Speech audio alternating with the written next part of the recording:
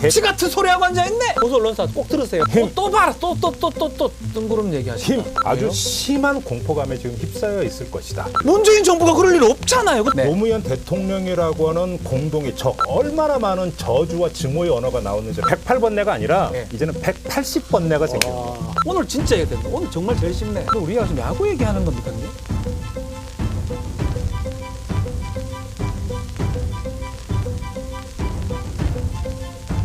자, 드디어 총선이 끝났습니다. 자, 그러게. 민주당 압승 놀랍기도 한데 전 아쉬운 측면이 좀 있습니다. 왜?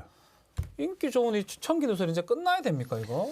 아니, 그러니까 어쩔 수가 없잖아. 아쉽지만 사실은 사람은 아쉬울 때 헤어져야 제일 좋아. 우리는 뒷모습이 아름답고 그다음에 약간 네. 배가 조금 덜 찼을 때 먹는 걸 그만 이게 내가 안 되는데. 한계 허용 체감의 법칙인가요? 네. 문자 쓰시네. 아무튼 그래. 아니 그리고 아쉬워요, 어차피 아쉬워, 뭐 그래도. 총선 특집 청기누설이니까. 그렇죠. 뭐 총선 계속 할 거 아니잖아. 그러면 지금부터 대선 특집 하면 어떨까요? 아 너무 다르잖아. 아무튼 네. 총선 특집 청기누설이니까 네. 오늘 뭐 그 대단원의 막을 내려야 되지 그래요, 않겠습니까? 그래요, 맞습니다. 그래서 마지막을 준비해왔습니다. 마지막에 할 만한 내용이 있나요? 또 힘. 또 봐라. 또 뜬구름 얘기하신다. 힘. 아니 지금 복습을 해봐. 자 청기누설 1탄부터 5탄까지 내가 일관되게 이야기했던 게 뭐야? 힘이었어. 구조와 흐름. 그렇죠. 그러니까 뭐냐면 힘의 역학관계. 예. 역학관계가 어떻게 되어 있느냐. 그다음에 이 역학관계가 어떻게 변동 과정을 거쳐왔는가. 네. 그게 구조와 흐름이지. 그러네요. 그렇지. 힘. 근데 그거를 지금까지 5탄을 정리하면 자 힘이 어디에 쏠려 있느냐. 그다음에 힘을 어떻게 비축할 것인가. 비축할 것. 이 문제를 주로 이야기를 했는데 오늘은 힘을 이야기하는데 마지막 안 푼 이야기가 하나 있어. 뭐가 있죠? 다 얘기한 것 같은데 그러면 힘을 쓰는 방법. 잠깐만요. 힘을 쓰는데 무슨 방법이 있어요? 힘을 쓰면 되지. 그러니까 힘을 쓰면 되지. 어? 그게 아니라니까. 무슨 말이에요, 그게? 힘을 쓰는데도 방법이 있다는 거. 자, 근력을 키운다. 근육의 힘을 키우는 거지. 네. 지구력을 키운다. 그러니까 다 좋아. 근데 근력이 세다고 지구력 있다고 운동 다 잘하나? 그건 아니죠. 아니잖아. 네. 아니 야구 에이전트잖아.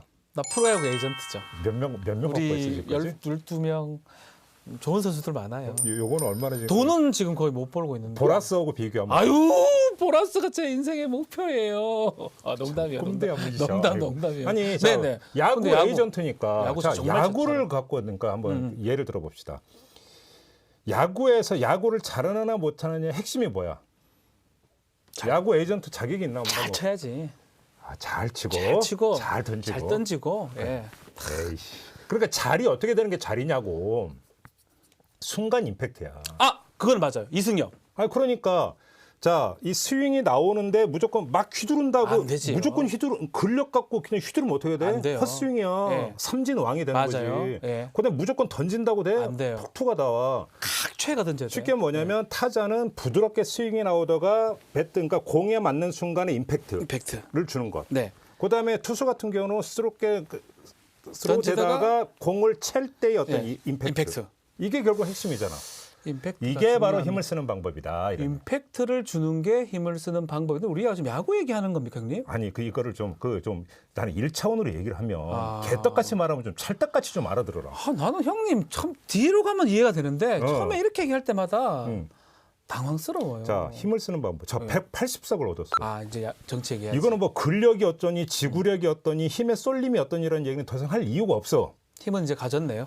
힘은 가졌다. 그러니까 자양강장제를 한 100개는 들이켰어. 아, 180개면 엄청난 거죠, 그러니까 사실은. 들이켰어. 네. 근데 이걸 힘을 잘못 쓰면 어떻게 돼? 그게 독이 되는 거야. 그러니까 지금부터는 중요한 거는 힘은 받았다. 어떻게 쓰느냐가 중요하다는 그렇지. 거네. 활력 충전.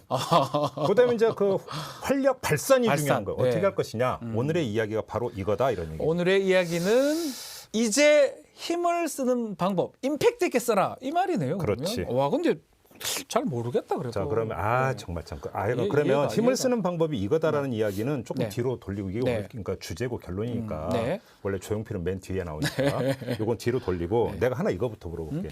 자 총선에서 미래통합당이 참패를 했어. 참패했어. 참패. 자 그러면 와. 지금 미래통합당이나 보수 진영을 휘감고 있는 지금 감정이 뭘까? 어떤 감정에 빠져 있을까? 뭐 좌절감, 무력감 뭐 이런 거 아닐까요? 그러겠지. 예. 우리가 이제 흔히 멘붕이라고 하는. 멘붕 왔을 것 같아요. 그러니까 뭐 허탈감도 있을 거고요. 낭패감, 당혹감 이런 거라고 생각하는데 내가 볼 때는 네. 지금 보수 진영을 휘감고 있는 감정을 하나만 고르라면 나는 공포감일 것이다. 공포까지 느낍니까? 이런 거 가지고? 그러니까 나는 그렇게 봐. 아주 왜요? 심한 공포감에 지금 휩싸여 있을 것이다. 그래요? 보수 진영이? 자, 여기에 납득이 안 내가 이렇게 가는데요? 이야기하는 것은 그냥 단순히 뇌피셜이 아니라 네. 나름의 근거가 있어요. 공포감. 자, 하나만 예를 들게요. 네.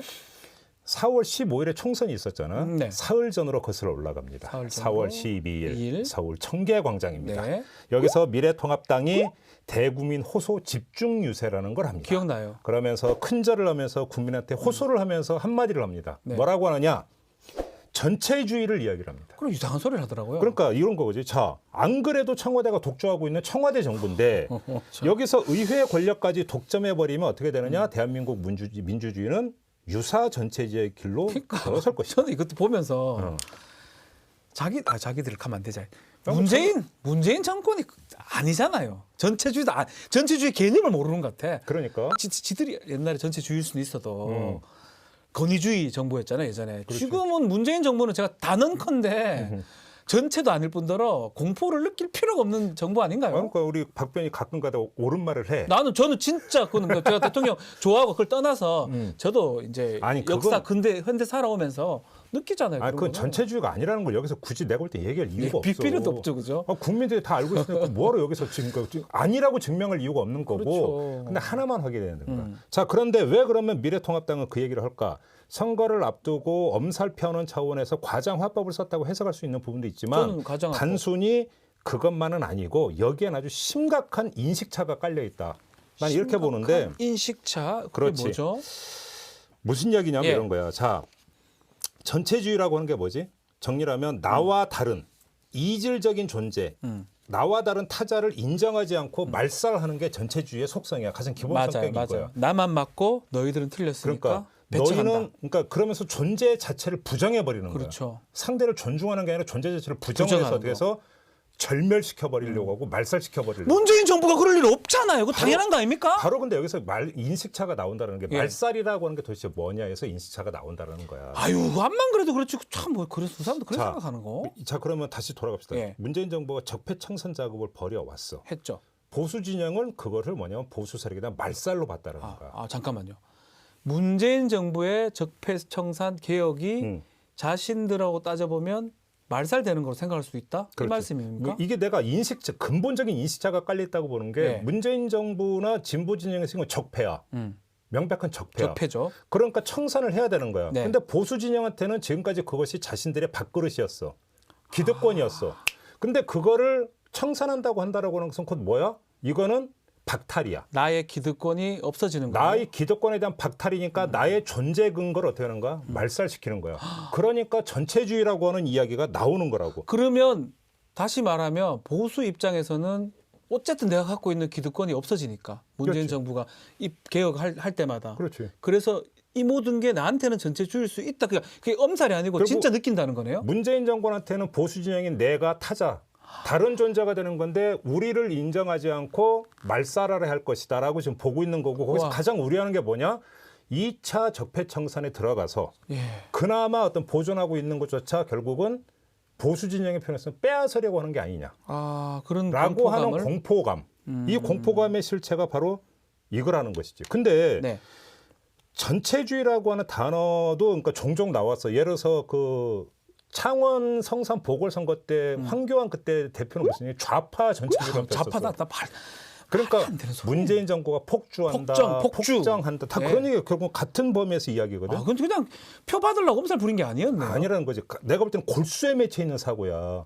골수에 맺혀 있는 사고다 보니까 그러니까 문재인 정부 지난 3년 동안이 뭐냐면 문재인 정부는 우리를 죽이려고 했어. 우리를 죽이려고 했는데 만약에 이번 총선에서마저 문재인 정권이 승리를 내서 다수당에서 의회 권력까지 독점을 하면 마지막으로 확인 사살에 들어갈 수도 있다라는 공포감. 정말 그렇게 느끼고 있을 수 있겠네요. 바로 그러면? 그거지. 내가 이야기하는 공포감이라는 게 바로 그거야. 제가 좀 떨리네요. 전율이 느껴지네. 그러니까 여기서 아. 지금 잘 봐야 되는 게 보수는 지난 3년 동안 그렇게 마음속에 그런 응어리를 막 차곡차곡 여미고 살아왔는데 이거를 푸는 계기가 두 가지가 있었어. 네. 하나가 조국 사태야. 조국 때 풀었지. 그러니까 이른바 여기서 뭐냐면 보수가 한풀이에 나선 거예요. 저는 사실은 네. 조국 사건에 저도 뭐 한중간에서 보도도 하고 시사평론도 했는데 솔직히 말씀드리면 조국이 뭐 옳고 그름을 떠나서 과잉 보도 플러스 과잉 정치 공세라고 저도 계속 생각을 했었거든요. 거기에는 우리가 이제 그 청기는설 1탄에서 조국 사태라는 게 왜 카르텔. 반전이었는가에 대해서 쭉 이야기를 했잖아. 우리가 1탄에서 카르텔, 그렇지. 언론, 검찰, 그렇지. 기득권의 카르텔이 깨지는 우리가 이제 구름 차원에서 이걸 분석을 했는데 거기서 이제 그 못다한 이야기를 오늘 주제하고 연결해서 하면 그거는 뭐냐면 보수 입장에서 한편으로 그건 한풀이었던 거야. 아, 형님 이런 거 다 생각하고 지금 전개한 겁니까? 그렇지. 진짜 형님은 대충 사시지 내가 않네요. 이걸 생각하고 풀어왔다고 주장을 해도 아니라고 그러니까 아니 아니라고 증명 180될 어떻게 알았어요 그러면? 얘기도 안 했잖아요. 지난번에 나 다수당이 될 걸 알고 있었어. 다수당이 될 거. 나 원내 과반은 될 거라고 봤어. 예. 솔직히 얘기하면 180까지는 솔직히 몰랐는데 저도 나는 단독 과반은 가능하다고 봤어. 저도 솔직히 160 정도 된다고 그렇지. 생각했었는데 네. 많이 됐어요. 어쨌든 간에 그 카르텔이 깨지고 그것을 어떻게 보려고 첫 번째의 행동이 조국 사태 때 일어났던 거네요. 바로 거기에서 내가 이제 여기서 그 조국 사태를 다시 한번 한풀이라고 이야기하는데 네. 다른 거 다 관두고 하나만 얘기할게. 자, 적폐청산하는 과정에서 그렇게 인권을 깔아뭉개면서 몇 사람 자살까지 몰고 가더니 그렇죠. 왜 조국에 대해서만 인권을 떠들고 있느냐라고 하는 이야기를 보수가 계속하면서 뭐라고 해서 지난 그러니까 3년 그때는 2년이라고 2년간의 적폐청산이 니네가 얼마나 잔인하고 무자비했는지를 되돌아봐라. 그런 얘기를 그런 계속 얘기 했잖아. 했어요 당연히. 그잖아. 좀 이해가 안 됐지만 했어요. 그러니까 듣는 진보 입장에서 저게 무슨 소리야? 저는 사실은 진보는 아니지만 저는 딱 중도잖아요. 극중이잖아요. 극중. 뭐 그렇게 그러니까 근데 생각하고 저희 입장에서 봐서도 저게 논리적으로 맞나 이런 생각을 많이 했었거든요. 근데 그들 입장에서는 그게 이게 너무나 맞다는 거예요? 막 한이 그러니까 묻어나오는 어떤 주장이었던 거야. 그러니까 제가 그쪽으로 만약 내가 그쪽에 있다. 미래통합당이나 보수 진영에 아주 중심에 있다. 그럼 공포감이 계속 들다가 조국 때 이거라도 그때 극복을 해야 되겠다. 쉽게 하면 살풀이가 이루어지는 거지 그때. 그러니까 이제 그 살풀이 춤이 어떤가 이제 막 취해진 거야. 조국이라고는 멍석 위에서. 예. 그러니까 여기서 뭐냐면 그 적폐청산 과정에 대해서 보수가 어떤 감정으로 받아들였는지를 확인할 수 있는 건데. 알겠습니다. 근데 그게 지금 보수 입장에서 미완이 됐잖아. 조국을 통해서 사실은 국면 전환을 했습니다. 사실. 그렇지. 중도 지층도 많이 했는데 그렇다고 돌아섰고요. 확실하게 판을 갈아엎은 건 아니잖아. 그렇죠. 못 갈아. 결국은 지금 못 갈아엎힌 거잖아요. 판을 갈아엎지를까지는 못했기 때문에 네. 이번 총선에서 갈아엎으려고 했던 건데 결과는 정반대로 나오니까 오히려 반대로 나오고 정반대로 나오니까 기대치는 더블이 됐는데 결과는 정반대가 되니까 공포심은 곱하기 4배, 따따블이 되는 거지. 4배가 되죠. 따따블이 되는 거니까 그 어떤 지금 휘감고 있을 공포감이 나 이해가 어죽하겠냐. 돼요. 한번 물어볼까 가가지고 보수 진영한테. 물어봐봐. 네. 뭐 살아 돌아올 공포 쓸어봐요. 살아 돌아올지는 잘 모르겠고. 물어보지 빠이빠이, 못하고 빠이빠이. 따따블이 된다는 건 이제 이해가 됩니다. 그러니까. 예. 자 그러면 여기서 쑥스럽겠다. 내가 왜 힘을 쓰는 방법을 운을 뗐다고 이야기를 하는지 또 돌아와야 됩니다. 자 그러면 자 보수 진영이 지금 공포감이 휩싸였다고 이야기를 했어. 자 네. 그럼 여기서부터 다시 그러면 공포를 이기는 방법이 뭘까? 공포를 이기는 방법은 그냥 외면해버려. 두 가지가 있어. 하나는 회피. 그래서 맞네 외면. 네. 그러니까 공포의 원인으로부터 도망치는 거야. 제가 그걸 자주 했거든요. 아, 무서우면 예. 도망가요. 되게 솔직해. 난 좋아. 박변이 너무 좋은 게 너무 솔직해. 도망갔잖아요. 또 하나 더 있어요. 저는 방법. 근데 문제는 미래통합당이 어디 도망갈 수는 없잖아. 도망갈 수도 없어. 백석은 받아놨어요. 어디 도망갑니까? 103개. 그러니까 도망갈 수는 없잖아. 그러니까 회피라고 하는 것은 성립이 안 돼. 하나 더 있어요. 뭐 그 공포를 극복하기 위해서 덤비는 거예요. 바로 거기서 뭐냐면 공포감에 휩싸였을 때 이거를 그 빠져나오는 나머지 하나 거의 유일한 방법은 뭐냐면 공포감을 같이 느끼고 있는 사람들끼리 공동체를 만드는 거예요. 똘똘 뭉쳐가지고 우리가 이겨냅시다. 네. 바로 그거지. 이게 이제 표현이 너무 점잡고 너무 좋은 것 같아요. 공포 공동체. 그지? 근데 형님 또 말 만들었죠. 근데 내가 이것도 말 만들었다. 와, 형은 대단하시다. 아니 근데 공포 공동체요. 미래통합당이. 학교 때 국어는 좀 했는데 천재입니다. 이런 아무튼 말도 있나? 아무튼 다른 표현을 쓰고 싶었는데 별로 없어갖고 공포 공동체. 이게 마음에 그러니까 이게 어떻게 하냐면 네. 자 처음에는 공통의 처지를 확인하면서 서로 위안을 해줘. 위안을 하다가 어떻게 되면 같이 서로 달래고 하다 보면 같은 이제 화제거리가 공포의 원인이 되는 그 상대에 대해서 저 죽일 놈, 나쁜 놈 하면서 공통의 적개심을 공유를 해. 공포의 원천에 대해서. 예. 처음에 위안을 하다가 서로 그러니까 적개심을 공유를 하고 그거를 가지고 집단 분노감을 형성을 해. 집단 분노감을 가지고 이제 무서운 게 조금 사라지니까 행동에 나서. 분노감이 생기면 공포가 좀 줄어들어요. 그렇지. 예. 그럼 이렇게 되는 거네요. 바로 이게 어. 이거는 그냥 추상적인 이야기가 아니라 역사적인 사례가 있어요. 자, 근데 이런 게 있었나? 진보가 뭐 이렇게 한 적 있었나? 노무현 정부 때로 돌아갑시다. 2004년 4년 열린우리당 17대 총선에서 열린우리당 152석 원내 과반을 확보를 했어. 겨우 그때 그리고 뭐 나서 많이 된다 그랬는데 150. 4대 개혁 입법에 들어가. 4대 개혁 입법이라고 하는 게 뭐냐면 보수 입장에서 본다면 이념 기득권에 대한 정면 도전이자 이익 기득권에 대한 해체 작업이었어. 아니, 그때도 사학법이라고 하는 게 예. 사학법이라고 하는 게 사학재단 그다음에 사학을 운영하고 있는 어떤 종교 이런 어떤 그 가장 기본적으로 철옹성으로 쌓이는 어떤 그 이익 구조라고 하는 것들을 흔들려고 했던 부분들인 네. 것이고 국가보안법 이런 게 결국 모르겠어요. 맞죠. 그러니까 보수 입장에서는 도저히 받아들일 수 없고 이게 만약에 관철되는 순간에 우리의 기반이 무너진다라고 하는 공포감. 말살이 된다. 그래서 그 공포가 있었다는 거죠. 그렇죠. 그건 잘 안 됐잖아요. 그래서 그때 보수가 어떻게 했어? 거리로 나갔잖아. 그때 박근혜 체제에서 한겨울에 천막농장. 장외투쟁하고 그러면서 여기에 뭐가 붙어? 교회가 붙잖아. 그렇죠. 보수 교회가 붙으면서 뭐가 만들어졌어? 뉴라이트가 태동을 해. 맞네. 그러면서 이 뉴라이트가 결국은 이명박 정부 출범의 토대가 되어버린다고. 그렇죠. 친이 쪽에 뉴라이트가 많습니다. 그러니까 정치 쪽에서의 한나라당이라고 하는 거와 네. 어떤 종교재단, 사학재단 이런 것들이 하나의 어떤 그 공포감에서부터 공통의 적개심. 어차피 다 보수 진영이었긴 한데 그렇죠. 따로 있다가 결국 이렇게 열린우리당이라는 예컨대 진보 진영이 말살을 할 거라고 느낌이 드니까 이 따로 있던 것들이 다 뭉쳐졌다는 거네요. 그래서 형님? 바로 어떤 그 노무현 정부, 네. 노무현 대통령이라고 하는 공동의 예. 적개심의 대상에 대해서 그때 얼마나 많은 저주와 증오의 언어가 나왔는지를 한번 보라고. 종교단체, 언론단체 그럼. 다 합쳐졌어요. 그러니까 결국 공통의 적개심으로 뭉쳐가면서 공동체를 형성하더라고. 연합체를 형성. 저는 근데 그렇게 공포를 못 느낀 줄 알았는데 그 공포를 느꼈군요. 그 사람들도. 근데 잘 봐. 그때 그 152석이었는데 예. 내가 볼 땐 그 공포감 그렇게 오래 가지는 않았어. 왜 그러냐면 여기서 오늘의 주제가 나오는 거야. 힘을 쓰는 법을 강조하는 이유가 여기에 있어. 그때 힘을 어떻게 썼느냐를 한번 보자는 그 말씀이네요. 뼈아픈 어떤 사례가 그때의 사례인데. 저 기억에는 잘 기억은 안 나지만 못 썼는 것 제대로. 바로 그게 문제였던 예. 거야. 그러니까 내가 볼 때 그때 이 뼈아픈 교훈을 예. 이번에 그 더불어민주당이 그러니까 새겨야 된다고 보는 게 아까 했던 힘을 쓰는 방법은 뭐냐? 임팩트다라고 동작은 부드럽게 힘은 한순간에. 그렇지.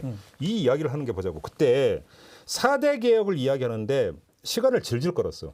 그거는 맞아요. 근데 또 어차피 가반 겨우 됐으니까 그렇죠. 시간을 질질 끌고 내부에서 말은 엄청 많았어요. 계속 싸웠어요 안에서. 뭐 이러쿵 저러쿵 원래 그러네 하면서 말이 엄청나게 많으면서 그때 나왔던 단어가 뭐야? 108번네요. 아우 나 답답해 죽겠다. 나도 그때 진짜. 어떤 초선이 그러니까 108명이 그러니까 만들어졌는데 탄돌이들. 그래서 그러니까 그 108번내라고 하는 말이 생겼어. 이 108번내라고 하는 말에는 뭐냐면 와. 집권 세력 내부에서 너무나 갑론을박이 맞아, 많이 맞아. 벌어지다 보니까 네. 추진력을 확보를 하지 못하고 시간은 질질 끌었다는 이야기가 되는 건데 이렇게 되니까 어떻게 돼? 시간을 질질 거니까 보수는 결속을 할 수 있는 적개심 공동체를 만들어낼 수 있는 공포 공동체를 만들어낼 수 있는 시간을 벌었어. 알겠습니다. 시간을 임팩트 있게 못하고 쭉 늘어졌다는 그러니까 거예요. 그다음에 딱 할 때 확 칠 때 임팩트를 딱 줘서 매듭을 지었었는데 이걸 못하니까 평타만 치니까 예. 보수가 결속을 달 수 있는 명분을 계속 부여를 해준 거예요. 그러니까 맞아요. 역공에 나서게 됐다는 거예요. 맞아요. 그러다 보니까 뉴라이트하고 다 합쳐가지고 그러니까. 공격이 들어갔고 입법이 안 되죠. 그래서 그러니까. 결국은. 하나도 안 됐어요. 결국 제대로. 이렇게 되는 거지. 그러니까 힘을 쓰는 방법이라고 하는 것은 다시 말하지만 예비 동작은 부드럽게. 예. 그다음에 힘을 쓸 때는 한순간에 최대 폭발력을 최대로 끌어올려서 일순간에 이승엽 그러니까 이승엽인데 딱 이랬잖아. 김태균은 안 될까? 한화에? 김태균도 임팩트 엄청 죽여요. 대근 삼성이지만 나는 한화거든. 예, 압니다. 김태균 또 이래 느긋느긋해 하다가 그럼 탁 쳐버리거든. 자, 다시 돌아가죠. 그러니까. 그러면 그때는 2004년도 열린우리당 노무현 대통령 시절은 뭐 이렇게 하다가 뭐 이랬다는 거네 형님 그렇지. 말씀대로라면. 결국은 그러니까 그때 뼈아픈 그 교훈이 있기 때문에 지금 내가 이런 이야기를 하는 건데. 역사를 잠깐만 돌아다보면 지금을 다 이해할 수가 그렇지. 있네요. 그러니까 여기서 내가 그래서 그러니까 그 예비 동작은 부드럽게 힘을 쓸 때는 한순간에 좋다, 폭발적으로 좋다. 이 이야기라고 하는 게 예. 속전속결을 이야기하는 걸로 오해를 할 수가 있는데 저는 속전속결이라고 형님 지금 말한다고 이해를 아니야. 했었는데요. 근데 그 속전이 그러니까 그 성질 같아서는 그냥 한순간에 확 풀어버리는 게 사실 나도 성질 엄청 급하거든. 급해요 저는. 그러니까 성질 엄청 급한데 나도 속전속결이 좋다고 생각하는데 그거는 심장상으로 이해가 되는데 네. 정교하게 본다면 속전이 중요한 게 아니라 적시. 적절한 타이밍이 중요한 거예요. 왜냐면 좋은 타임. 결국은 이거잖아. 이것도 이거잖아. 아까 야구로 다시 돌아가서 스윙을 하는데 자 여기서부터 이렇게 방망이가 나오는데 어느 지점에서 공을 맞출 것이냐. 그 보통 딱 그러면 앞다리 이 무릎 쪽에서 맞춰야 그렇죠. 비거리가 제일 길어진다. 맞아요. 그잖아. 예. 이게 적절한 타이밍이거든. 투수도 마찬가지야. 공을 던지는데 최대한 팔을 앞으로 끌고 와서 던져야 돼. 선동열 하면 선동열. 그런지 챌 때 딱 예. 그게 적절한 타이밍이거든. 예. 그러니까 내가 그래서 속전이 중요한 게 아니라 적시가 더 중요한 거다. 적절한 타임, 적시가 중요한. 적시 언제입니까 그러면? 그러니까 바로 그건데 예. 이게 지금 잘 봐. 지금 앞으로의 정치 일정을 보면 어떻게 돼 있어? 임시국회는 이미 그러니까 소집이 돼 있어. 그러면 올 29일까지 20대 하고요. 그렇지. 예. 당장 중요한 게 뭐야? 코로나 방역. 해야죠. 그다음에 추경. 어떤 그 민생 난에 대해서 해결해 주기 위한 긴급재난지원금 지급 이런 문제가 당장 발등에 불이야. 일단 이거부터 해결을 해야 돼. 예. 이거를 넘지 않고 해버리면 문제가 꼬일 수가 있다는 거야. 이걸 빨리 하고 음. 적시다. 추경하고 코로나 관련된 거. 이걸 해야 적절한 타이밍이 잡힌다는 거야. 왜냐? 그래야만이 수의 횡포로 비춰지는 게 아니라 다수의 지배로 비춰진다. 좀 어려운 잠깐만 말인가? 또 어려운. 형님은 좋거든요. 형님 어려운 말 자꾸 쓰니까 시청자들이 싫어하세요. 그건 뻥이고 거짓말이고. 네. 뭐 자, 잠깐만. 많이 나오네. 좋다 하더라. 수의 지배가 아니고 다수의 지배. 여기서 그러면 뭐죠? 수식을 때 수의 일방적인 횡포와 다수의 정당한 지배. 그다음에 횡포냐 정당이냐. 그러니까 결국 이해가 이게 뭐냐면 됩니다. 네, 그러니까 네. 다수의 정당한 지배라고 하는 걸로 국민들한테 비춰지기 위해서는 국회가 끌고 아하. 국민이 거기에 대해서 밀어주는 아하. 이 조화가 형성이 될 때가 가장 좋은 타이밍이 되는 거라고. 그리고 국민이 지금 180도 만들어 준 거잖아요. 그거 그러니까. 하라고 지금 만들어 준 거잖아요. 바로 그거지. 예. 그러니까 거기서 단순 논리가 보니까 그러니까 빨리 하세요가 돼버리면 오히려 그게 화가 될 수가 있다라는 게 내가 이야기하니까 저러다가 또 개혁 그러니까 적기 놓쳐갖고 다 공연불대라는 얘기냐라고 얘기할지 모르는데 적시가 언제인지 모르는데. 그렇게 부지하셀로 가는 얘기가 아니야. 조금만 예. 더 들어봐. 예. 자 무슨 이야기냐면 물론 오래 끌어서는 안 돼. 오래 끈다라고 하는 것은 무슨 이야기냐? 조금 전에 했더니 코로나 방역이나 긴급재난 지원금 얘기하는 거야. 이걸 오래 끌어버리면 어떻게 되냐면 국민은 지쳐간다는 얘기가 돼버려. 국민은 지쳐가고 정부 정책에 대한 불신감은 쌓여가겠지. 네. 그렇게 된다면 어떻게 돼? 정부하고 한몸뚱이가 되는 더불어민주당에 대한 불신감도 같이 퍼져가게 돼. 그러면 국민이 민다라고 하는 조화의 한 축이 무너져 버려. 그게 아니잖아. 맞아요. 그러니까 문제는 자 정부와 여당이 당장 급한 불부터 끄고 여기 이제 달려드는구나. 팔 가다 붙이고 이제 개혁에 나서는구라고 하는 인식을 심어 어려운 얘기가 아니야. 인식을 심어줄 때 맞아 이제는 이 문제는 이제는 해도 돼. 할 때가 됐어. 라고 하는 국민적 동의. 이게 지금 중요한 문제라고 보는 거지. 그러면 대충 형님 말씀대로라면 코로나랑 긴급 지원금 이게 해결된 그 시점쯤이 적시라는 내가 볼 건가요? 때는 그렇게 볼 때는 그 적시가 나오기 위해서의 사전 선행 단계가 뭐냐면 예. 입주 청소를 해야 된다. 또 어렵다. 아니 입주 청소 이사할 때 입주 청소 하잖아. 임팩트 오늘 입주 청소 비유가 아니 자 많아요. 봐봐 입주 청소라는 게 뭐야? 21대 국회가 이제 21대 오케이. 국회의원들이 국회의장으로 입주를 하잖아. 이제 이해됩니다. 입주를 하려면 앞에 있는 20대. 내가 앞에 있는 참 X차 똥차. X차는 어떻게 치워야 될 거 아니야. 똥차들을 29일까지 있어야 돼요. 그게 그러니까 뭐냐 입주 청소인데 뭐냐면 이게 그냥 치우는 게 아니라 밀렸던 숙제는 하고 가게 만들어야 된다라는 거야. 하겠지. 설마 안 하겠습니까? 그러니까 그게 내가 볼 때는 그게 근데 지금 밀렸던 숙제에서 해야 되는 게 뭐냐고 코로나야. 이거 하고 코로나- 가야 돼요, 이 사람들. 코로나 방역, 코로나 민생 이거에 대해서 정부 여당이 올인을 해서 일단 먼저 매듭을 푸는 이 과정을 거쳐야 맞다. 적시가 열린다라는 거야. 그럼 해방 넣으면 어떡하죠? 지난번에 민주당이 소수니까 어떻게 됩니까? 내가 볼 때는 그거는 쉽지 않을 거라고 봐. 지금 왜냐하면 국민적 지금, 그러니까 네. 문제는 뭐냐면 미래통합당은 동물 정당이 더 이상 될 수는 없어. 완전히 망했기 때문에. 자 그러면 또 하나의 그러니까 그 최악의 경우는 식물 정당이 되는 거야. 그렇죠. 식물. 식물 정당에 대해서 아무것도 안 하고 그냥 복지부동보다 더 심한 게 뭔지 알아? 낙지부동이라고 들어봤어. 낙지는 뭔데요? 빨판이 있어서 아예 그냥 엎드려 있는 게 아니라 빨판이 딱 붙어 있어 땅하고.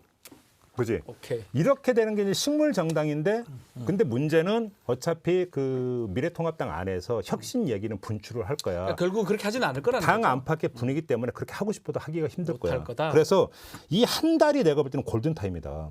이 한 달을 중요하고. 잘 입주 청소를 하면서 잘 풀어가면 바로 개혁의 타이밍이 바로 열린다. 자, 지금부터 5월 29일까지 입주 청소를 잘해야 된다. 바로 그거지. 왜냐하면 거기서 당장 그리고 이거는 우리가 이렇게 기획하고 디자인할 것도 아니고 일정이 그렇게 돼 있어. 왜냐? 그렇죠.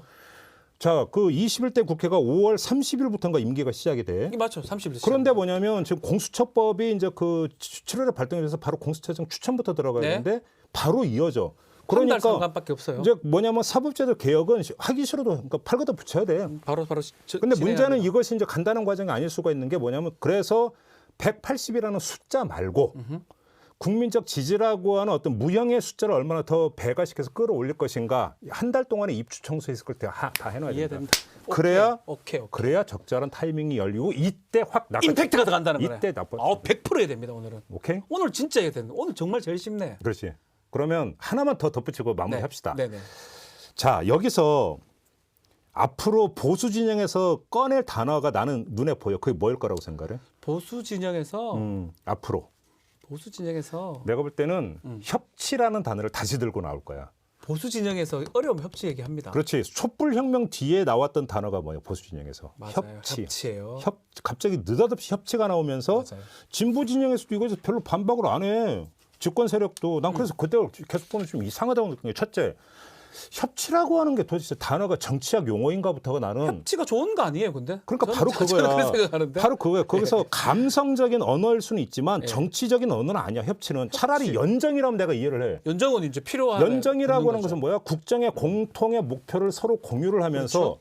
권한과 책임까지 같이 지는 게 연정이야. 그래서 지분도 공유하지만 권한과 책임을 함께 지는 거 연정이야. 연정이라고 그렇죠. 사실은 엄밀하게 얘기하면 협치라고 하는 일반 명사를 정치 용어로 바꾸면 그 연정이 되는 거야. 근데 지금 촛불혁명 뒤에 나온 협치는 그런 개념이 아니야.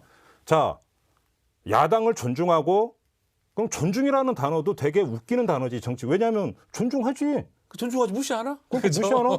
근데 문제는 민주주의의 기본은 상호 존중이야. 그렇죠. 근데 이런 태도의 문제만 얘기한 게 아니거든. 자, 그러면 그렇다고 연정을 얘기하는 것도 아니었어. 아니죠. 자, 그럼 뭐냐? 협치라고 하는 게 도대체 뭐냐? 여기서 내가 보면 협치라는 단어에 상당히 트릭이 깔려 있는 거야. 트릭이 있다고 협치에? 그러니까. 좋은 단어 같은데 그래도. 아니야. 내가 예. 볼 때는 이거는 뭐냐면 상호 존중의 정신이라고 하는 건 좋은데 그걸 넘어서서 예.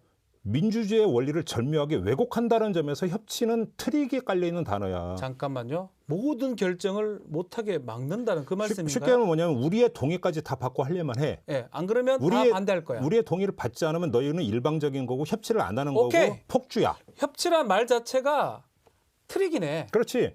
이렇게 되니까 어떻게 돼? 그럼 우리의 동의를 받고 해. 안 되면 우리는 비토권을 행사할 거고 이건 정당한 거 이렇게 돼버리면 예. 자기들은 권한은 행사하면서 책임은 안 지겠다는 얘기거든. 연정도 아니면서 이건 놀부심본 거지. 말도 안 되는 거죠. 놀부심본 거지. 예. 근데 근데 문제는 여기 예 맞아요. 당위적인 이야기고 하니까 뭐 그러니까 당연히 맞는 말씀이고요. 따를게요 하는 순간에 어떻게 돼? 여기에서 그러니까 어떤 소수의 횡포에 말려들 수가 있다라는 거야. 그러면 협치하자 할 때 하지 말자고 할 수도 없는 그러니까 바로 거죠. 그거지. 그러니까 협치합시다. 근데 협치는 무슨 협치 같은 소리 하고 앉아 있네. 이럴 수는 없는 거죠. 이러면 너무 오만한데? 그렇죠. 저 180 주니까 정권이 오만하다고. 너 그럴 것 같은데. 오만한데 너무 독선적인데 이렇게 이제 공격을 하게 되니까 그러니까요. 대답을 하지 마. 협치에 대해서 답변하지 말라. 왜 대답을 뭐로? 아예 안 해도 되나? 그렇지. 뭐냐면 여기에 네. 대해서 협치를 계속 늘고 나온 데는 두 가지가 깔려 있는 거야. 네. 어떻게 트릭이라고 하는 게 뭐냐면 협치에 대해서 자꾸 여기 딱 걸어버리고 계속 해버리면 개혁의 속도, 고삐를 늦춰버리게 돼. 그럼 어떻게 돼? 조금 때 했던 적절한 타이밍을 놓쳐버리죠. 그다음에 그래서 이거를 그러니까 조금 아까 했던 것처럼 대놓고 반대하고 해버리면 어떻게 돼?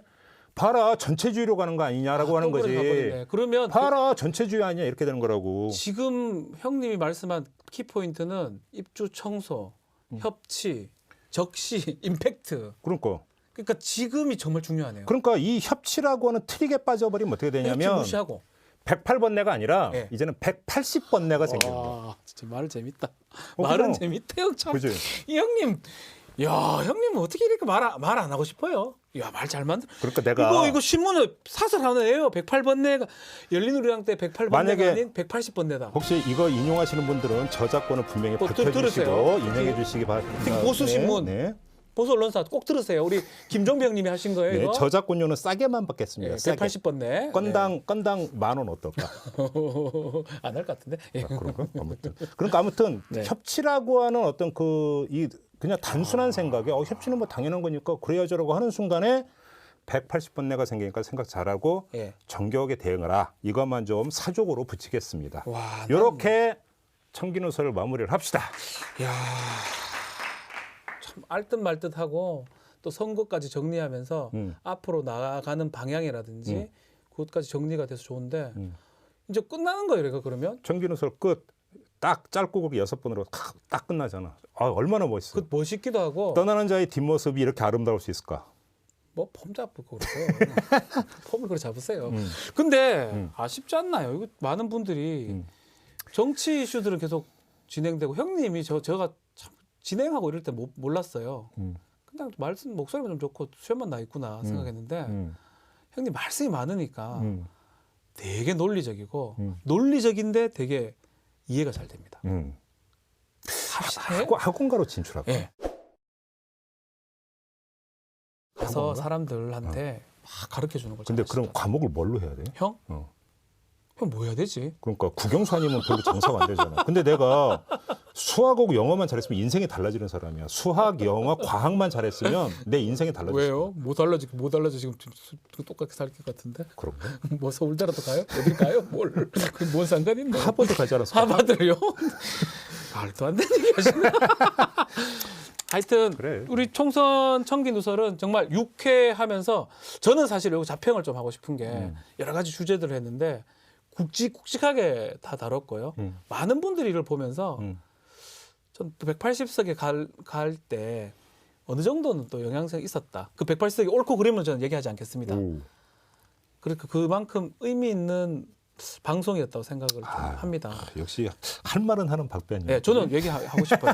그 180석이 잘 됐다 못 됐다는 근데 다시 또 평가해야 그건 되겠지만 과대평가고 아무튼 이렇게 합시다. 그러니까 우리가 이제 이거 청기노설 하면서 총선 특집이었기 때문에 네. 청기노설은 당연히 이제 막을 내리고 예. 오늘 막을 내리고 그래도 그러니까 그 우리 제작진하고도 이제 그 막 고민도 하고 우리 박변하고도 얘기를 했는데 그 시선 집중 주말판 좋습니다. 시선 집중 주말판을 이제는 정규 편성을 해서 와. 유튜브 정규 편성, 유튜브 정규 편성을 해서 매주 토요일 날 이 청기노설 업로드됐던 거 같은 시간에 네. 업로드를 합시다. 매주 한 번씩. 돈 줘요 이제 출연료? 그 출연료 좀 주고 하지.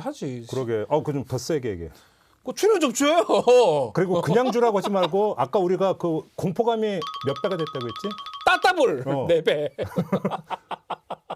왜 안 보이지 PD가? 안 보네. 아무튼 그래서 근데 저희가 좀 정비를 할 게 실무적으로 알겠습니다. 정비할 게 있으니까 한 주만 쉬고 쉬었다가 다다음 주부터 시선 집중 주말판으로 네.